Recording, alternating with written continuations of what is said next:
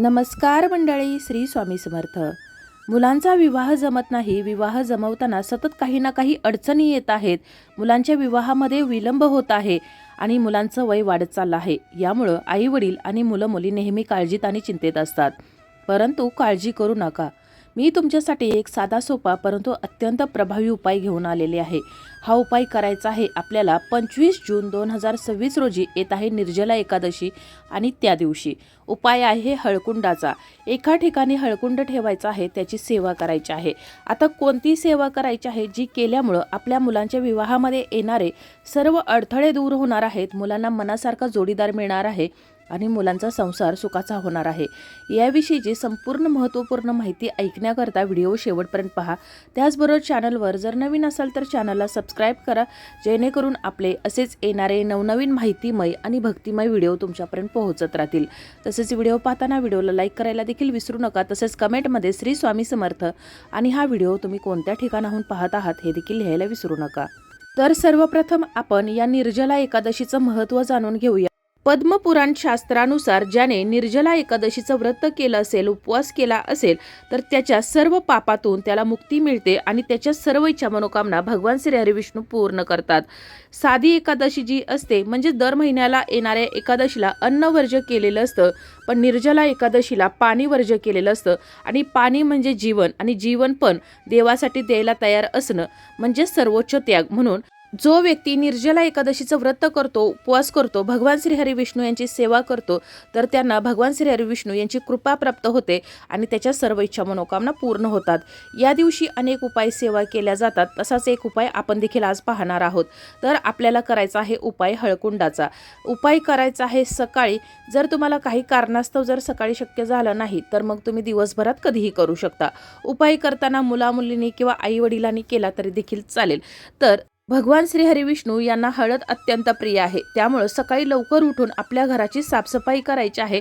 एका भांड्यामध्ये थोडंसं पाणी घ्यायचं आहे, त्यामध्ये थोडंसं हळद टाकायचे आहे, गंगाजल टाकायचं आहे, थोडंसं खडे मीठ टाकायचं आहे आणि हे पाणी संपूर्ण घरामध्ये शिंपडायचं आहे. त्याचबरोबर आपला जो घराचा मुख्य दरवाजा आहे तर त्याच्यावरती हळदीनं स्वस्तिक काढायचं आहे. आपला जो घराचा उंबरठा आहे तर त्यावरती हळदीनं लेपन करायचं आहे. त्याचबरोबर आंब्याच्या पानाचं तोरण आपल्या घराच्या मुख्य दरवाजाला लावायचं आहे आणि त्या प्रत्येक पानावरती देखील हळदीनं स्वस्तिक काढायचं आहे. यामुळं आपल्या घरामध्ये कोणतीही निगेटिव्हिटी, नकारात्मकता येत नाही, कोणतेही दोष राहत नाही. त्या घरावर भगवान श्री हरी विष्णू आणि माता लक्ष्मीचा आशीर्वाद राहतो. ज्या वेळेला आपली मुलं आंघोळ करत असतील म्हणजे जी विवाहयोग्य मुलं आहेत तर ती आंघोळ करत असतील तर त्यांच्या आंघोळीच्या पाण्यामध्ये थोडीशी हळद, थोडेसे काळे तीळ आणि गंगाजल टाकायचं आहे. पंचगव्य जर असेल तर अतिशय उत्तम. या पाण्यानं मुलांनी जर आंघोळ केली तर त्यांच्या कुंडलीमध्ये जे काही दोष आहेत तर ते दूर होण्यास मदत होते. त्याचबरोबर गुरुग्रह आणि शुक्रग्रह बळकट होतं, मजबूत होतं आणि मन शांत आणि एकाग्र होतं. आंघोळीनंतर मुलांनी आपल्या नाभीला आणि कपाळाला हळदीचा टिळा लावायचा आहे. त्यानंतर देवघरासमोर येऊन बसायचं आहे. आता उपाय करण्यासाठी मी तुम्हाला ज्या काही वस्तू लागणार आहेत तर त्या सांगते. तर उपाय करण्यासाठी आपल्याला लागणार आहेत हळकुंड. लेकरूवाळी तुम्हाला 5 हळकुंड घ्यायचे आहेत. कुठेही तुटलेलं, खराब झालेलं, किडलेलं हळकुंड नसावं. तर सर्वप्रथम तुम्हाला देवपूजा करून घ्यायची आहे. या दिवशी बाळकृष्णाला म्हणजेच भगवान श्री हरी विष्णू यांच्या स्वरूपाला अभिषेक करायचा आहे. अभिषेक करत असताना हळदीच्या पाण्याने तुम्हाला अभिषेक करायचा आहे, मूर्ती असेल तर. आणि हे पाणी तुम्हाला पुन्हा एकदा संपूर्ण घरामध्ये शिंपडायचं आहे. त्याचबरोबर थोडंसं पाणी कुटुंबातील सर्व व्यक्तींना घ्यायचं आहे आणि उरलेलं पाणी हे तुम्हाला तुमच्या एखाद्या झाडाच्या कुंडीमध्ये अर्पण करायचं आहे. तुळशीला हे पाणी घालू नये. त्यानंतर एक दिवा प्रज्वलित करायचा आहे. अखंड दिवा असावा. हा दिवसभर तुम्हाला प्रज्वलित ठेवायचा आहे. या दिव्याखाली एक आसन ठेवायचं आहे. एका प्लेटमध्ये तुम्ही अखंड अक्षदा ठेवू शकता किंवा फुलाच्या पाकळ्या किंवा गहू ठेवले तर देखील चालेल. त्यावरती थोडीशी हळद टाकायची आहे आणि त्यावरती आपल्याला हा दिवा प्रज्वलित करायचा आहे. दिवा असावा देशी गाईच्या तुपाचा, शक्य असेल तर कणकेचा किंवा मातीचा दिवा प्रज्वलित करायचा आहे. ते नसेल तर मग तुम्ही इतर धातूचा दिवा प्रज्वलित करू शकता. या दिव्यामध्ये तुम्हाला एक अखंड लवंग, 11 अखंड अक्षता टाकायच्या आहेत मोजून. त्याचबरोबर चिमूटभर पिवळी मोहरी आणि थोडीशी हळद, त्याचबरोबर भीमसेनी कापराची वडी असा हा दिवा तुम्हाला देवघरासमोर प्रज्वलित करायचा आहे. आणि त्यानंतर तुम्हाला या सेवेला सुरुवात करायची आहे. त्यानंतर विड्याची 10 पानं घ्यायची आहेत. पानं घेताना कुठे फाटलेली, किडलेली, खराब झालेली नसावीत. आता मी तुम्हाला ज्या वस्तू सांगत आहे तर या सर्व वस्तूंचा आपण यापूर्वीच्या सर्व व्हिडिओमध्ये धार्मिक महत्त्व जाणून घेतलेलं आहे. तर प्रत्येक विड्याच्या पानावरती तुम्हाला हळदीनं स्वस्तिक काढायचं आहे। एक मोठं ताट घ्यायचं आहे, त्यामध्ये तुम्हाला ही जी विड्याची पानं आहेत ती ठेवायची आहेत। ठेवताना 2-2 पानं ठेवायची आहेत आणि या वरच्या पानावरती तुम्हाला हळदीनं स्वस्तिक काढायचं आहे। थोडीशी हळद ओली करून घ्यायची आहे आणि त्यानं स्वस्तिक काढायचं आहे। त्यानंतर अखंड अक्षदा घ्यायच्या आहेत। अक्षदा कुठेही तुटलेली नसावी, या अक्षदा देखील आपल्याला हळदीनं पिवळ्या करून घ्यायच्या आहेत। आता मी तुम्हाला प्रत्येक गोष्टीमध्ये हळदीचा वापर सांगत आहे, कारण आपण उपाय करत आहोत गुरुवारी। गुरुवार हा भगवान श्री हरी विष्णू यांना समर्पित वार आहे। त्याचबरोबर या दिवशी एकादशी देखील आहे आणि भगवान श्री हरी विष्णू यांना हळद अत्यंत प्रिय आहे आणि आपल्या मुलांचे लवकर हात पिवळे व्हावेत यासाठीच आपण ही सेवा हा उपाय करत आहोत। त्यानंतर तुम्हाला या 21 अक्षदा प्रत्येक विड्याच्या पानावरती म्हणजेच 5 पानांवरती 5 वेळा ठेवायच्या आहेत। त्यानंतर 2 अखंड लवंगा घ्यायच्या आहेत, कुठेही तुटलेल्या नसाव्यात, फुलासह। त्याचा जो पुढचा भाग आहे तर तो कुंकवानं थोडंसं कुंकू ओलं करून घ्यायचं आहे आणि कुंकवानं लाल करून घ्यायचे आहेत। प्रत्येक विड्याच्या पानावरती तुम्हाला 2 अखंड लवंगा ठेवायच्या आहेत। त्यानंतर एक लाल रंगाचा धागा घ्यायचा आहे, कलाव्याचा घेऊ शकता किंवा मग हळदीनं पिवळा करून एखादा धागा घेतला तरी देखील चालेल आणि प्रत्येक या विड्याच्या पानावरती तुम्हाला हा धागा ठेवायचा आहे। अशा प्रकारे तुम्हाला हे जे पानाचे विडे आहेत तर ते तयार करून घ्यायचे आहेत। त्यानंतर या सर्व वस्तूंवरती तुम्हाला ओम नमो भगवते वासुदेवाय नमः या मंत्राचा 108 वेळा जप करायचा आहे। तुमची जी कुलदेवता आहे तर त्या कुलदेवतेचं तुम्हाला 108 वेळा नामस्मरण करायचं आहे। तुम्ही जपमाळेने हे नामस्मरण करू शकता। माता लक्ष्मीचं नामस्मरण करायचं आहे, श्री स्वामी समर्थ महाराजांचं नामस्मरण करायचं आहे आणि तुमच्या मुलांच्या विवाहासंबंधी जी काही अडचण आहे तर ती यावरती तुम्हाला सांगायची आहे। आता जर मुलं हा उपाय करत असतील तर त्यांनी स्वतःसाठी सांगायचं आहे, आई वडील किंवा भाऊ बहीण हा उपाय करत असतील तर त्यांनी आपल्या मुलांचं नाव घ्यायचं आहे। आपली कुलदेवता जर माहीत नसेल तर श्री कुलदेवताय नमः किंवा ओम श्री कुलदेवताय नमः या मंत्राचा तुम्हाला 108 वेळा जप करायचा आहे। आणि त्यानंतर आपल्याला एक सुपारी घ्यायची आहे, अखंड 21 अक्षदा घ्यायच्या आहेत आणि एक हळकुंड घ्यायचं आहे। आणि ह्या ज्या वस्तू आहेत तर त्या तुम्हाला ज्या ठिकाणी बाळकृष्णाची मूर्ती ठेवलेली आहे तर त्या ठिकाणी ठेवायच्या आहेत। त्यानंतर आपण हे जे 5 पानाचे विडे घेतलेले आहेत तर त्यातील एक विडा उचलून घ्यायचा आहे। त्या जो लाल रंगाचा किंवा पिवळ्या रंगाचा जो धागा घेतलेला आहे तर त्या धाग्याने तुम्हाला पूर्णपणे हा पानाचा विडा बांधायचा आहे। प्रत्येक विड्याला तुम्हाला पूर्णपणे बांधून घ्यायचा आहे आणि त्यानंतर एक पानाचा विडा घेऊन तुम्हाला ज्या ठिकाणी पिंपळाचं झाड असेल तर त्या ठिकाणी जायचं आहे।